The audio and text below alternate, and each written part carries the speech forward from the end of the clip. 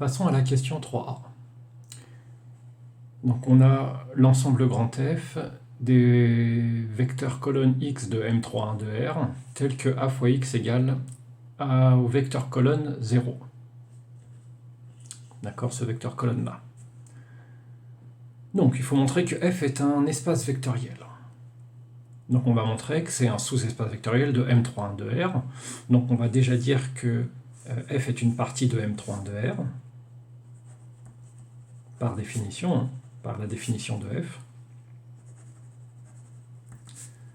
Ensuite, il faut expliquer pourquoi cette partie de M31 de R, grand F, pourquoi grand F est non vide. Donc parce qu'il contient le vecteur nul.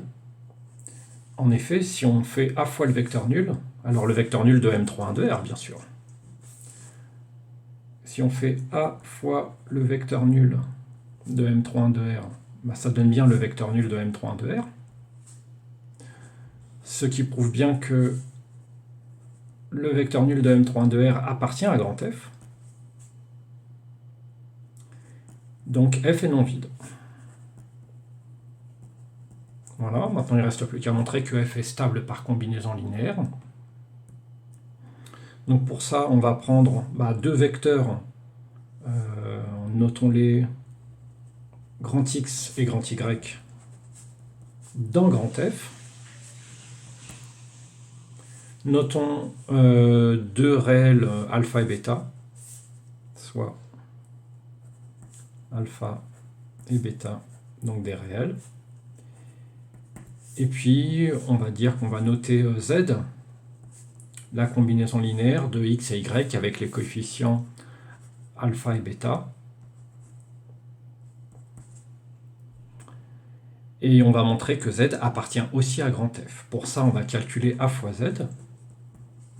A fois Z, c'est-à-dire A fois alpha X plus bêta Y, ce qui nous donne, en distribuant alpha fois AX plus bêta fois AY.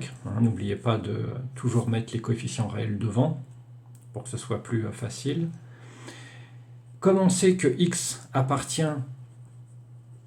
à grand F, A fois X, ça donne le vecteur nul. Comme on sait que Y appartient à grand F, A fois Y donne le vecteur nul. Voilà.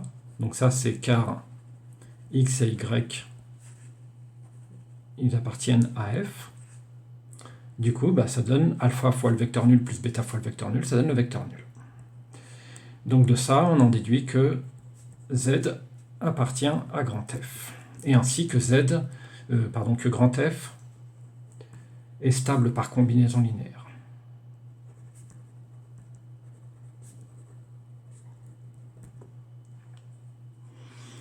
On a maintenant vu que c'est une partie de M31 de R non vide et stable par combinaison linéaire. On peut en déduire que F est un sous-espace vectoriel de M31 de R.